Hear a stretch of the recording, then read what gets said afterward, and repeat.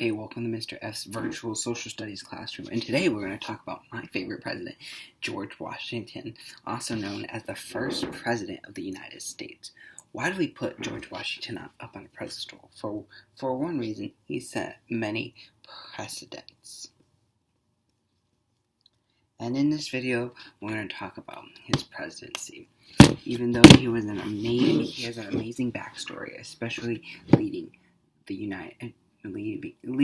the 13 colonies to victory in the War of Independence in the American Revolution is extraordinary. And that's one of the many reasons why George Washington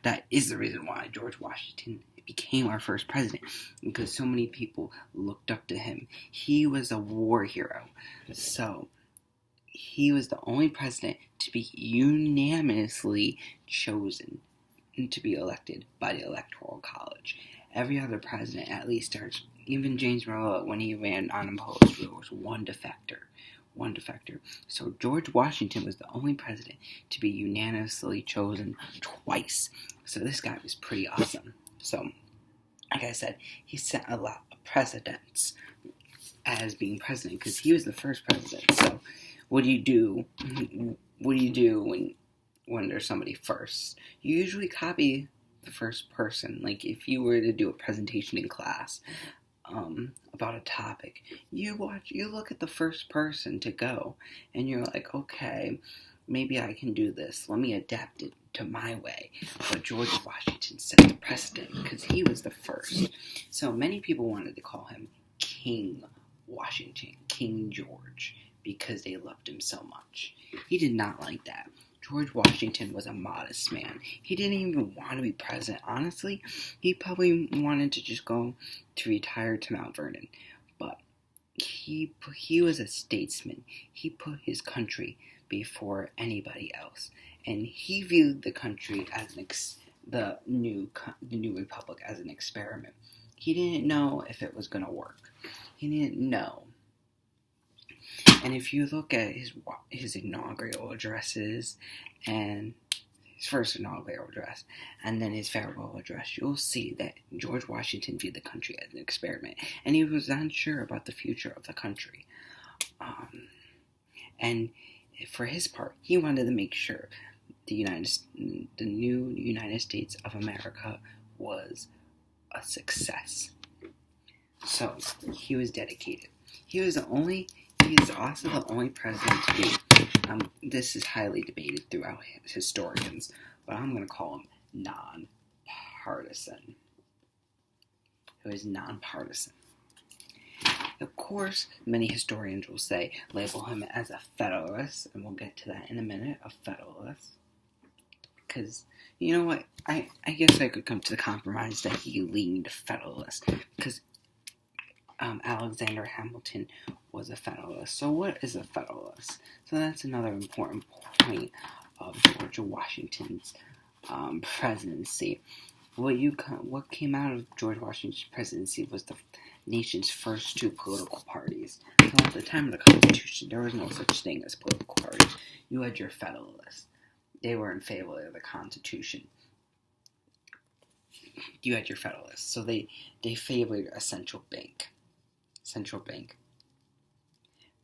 power. They wanted the federal government to have lots of power, central power. They favored tariffs, federal control, etc. You can go down the list. They also favored Britain over France. And the main leader of the Federalist Party was Alexander Hamilton. He was the main Federalist. He was George Washington's Secretary of the Treasury. And the other political party that you have come out of this time is the Republican Party. And that is not to be confused with today's Republican Party. The formal name is Democratic. I'm just labeling Demo for Democrat. Democratic Republican Party. Many historians refer to it as the Republican Party. You might refer to it in your history class as the Republican Party.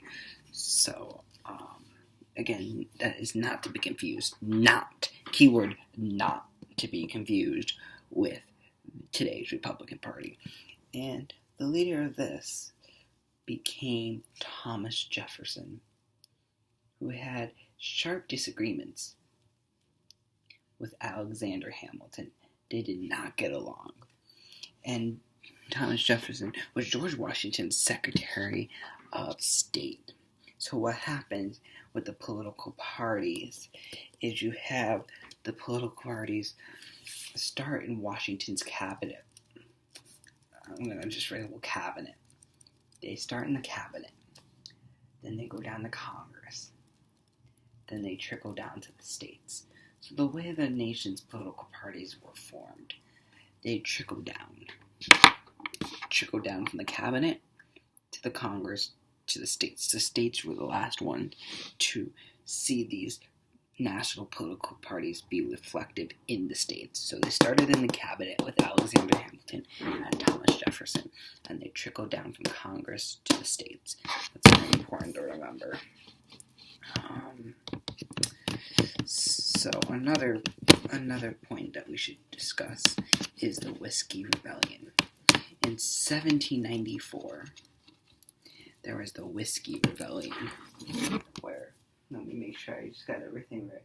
Western farmers refused to pay taxes. They refused to pay taxes on whiskey. So what Washington did, Washington sent a militia, and he guided the militia as well. And it was a force of 15,000 men, and and basically Washington's militia quelled the rebellion. So that gave legitimacy to the new country, because it was a new country. Nobody knew if it was going to succeed. Like the Articles of Confederation failed because of the Shays Rebellion, and that prompted the creation of the Constitution, arguably. So, the Whiskey Rebellion really gave legitimacy to the new country, or I should say, Washington's approach to the Whiskey Rebellion gave the new country, the new republic, legitimacy. And our last point or did I talk about the? Let me make sure I got everything. Check my notes over here. Hamilton. Let me go back to Hamilton and we'll go to foreign affairs. Alexander Hamilton, was in favor of a national bank. A national bank to pay off the nation's debt, to pay off the national debt from the American Revolution. So Hamilton did that, but the Republicans, Thomas Jefferson and the Republicans, did not favor a national bank. And this would be a main point of contention, because in 20 years, the bank's charter was up during, I think it was Madison's administration, and they ended it. Then they bought it back because of the War of 1812, but we'll talk about that in a later video. So the national bank, the issue of the national bank, the national bank was main point of contention in Washington's administration between Jefferson and Hamilton. Ultimately, during Washington's administration, Hamilton had more leverage over Washington than Jefferson did. And let's talk about foreign affairs. And so, after the American Revolution, the British were bitter. They were capturing American ships and everything. And when France went to war with the rest of Europe, especially with the French Revolution, because as you may or may not know, the French helped us, supported us during the American Revolution. So it was expected by many in this country for us to help them with their revolution. But their revolution, which was much more violent, they cut off the king and queen's head. So it was much more violent, different scenarios, different environment. So Washington, who notes in his farewell address of getting entangled in alliances, keeps America neutral during the French Revolution and France's war with Europe, and makes Jay's Treaty, and there's Jay's Treaty as well, which is ratified by the Senate. Jay's Treaty, which creates favorable relationships with the British, for at least until Jefferson and Madison come in. Then you have the War of 1812. But during Washington's administration, there's Jay's Treaty, which favors Britain, of course, and stops trading with France and favors Britain. And one last thing, the Bill of Rights. The Bill of Rights is ratified in 1791. The Bill of Rights, also known as the First 10 Amendments. The First 10 Amendments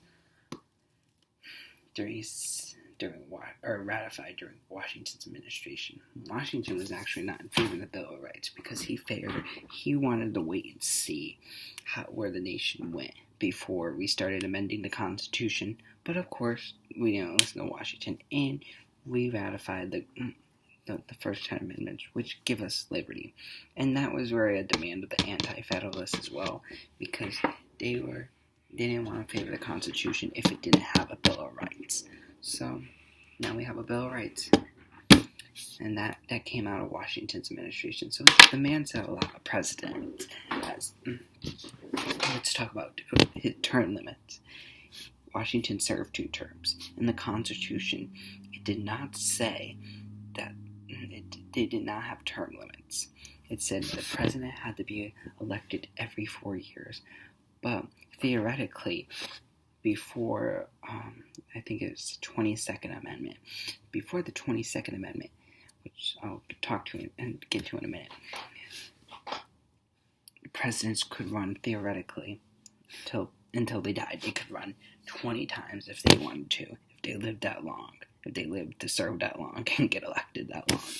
Washington served 2 terms, and after his second term, he felt it was enough, that nobody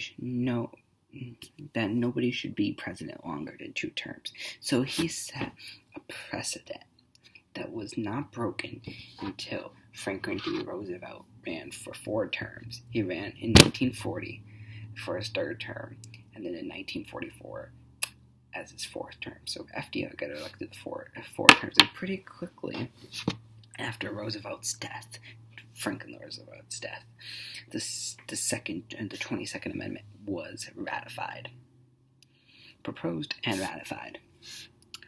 So, Teddy Roosevelt tried to break it too. He served 2 terms. Then he tried to run for a 3rd term, but he lost. But Franklin Roosevelt was the only president who served more than 2 terms. Every other president followed George Washington's precedent. And now, since there is a 22nd Amendment that limits the president to 2 terms only, 2 4-year terms, no president ever again can serve more than 2 terms. So FDR will always be the only president who served for more than 2 terms. And that is because Washington's precedent. Nobody before FDR did it because they followed Washington's precedent. And now, Washington's precedent of serving 2 terms is engrinded in the Constitution in the 22nd Amendment. If Washington serves 3 terms, many presidents would have served 3 terms, but Washington wanted only 2 terms. So Washington was a very humble man. He cared very much about his country. He put his country before party. He was not really part of a party, but he put his country first. And we should all take that lesson from him. I'm sorry, Washington is my favorite president, as I told you in the beginning. But, yeah, that's the main point of Washington's presidency. So, thank you for watching. if you want me to do any videos on anything specific, comment below. Comments or any suggestions for me, again, comment below. Thank you for watching.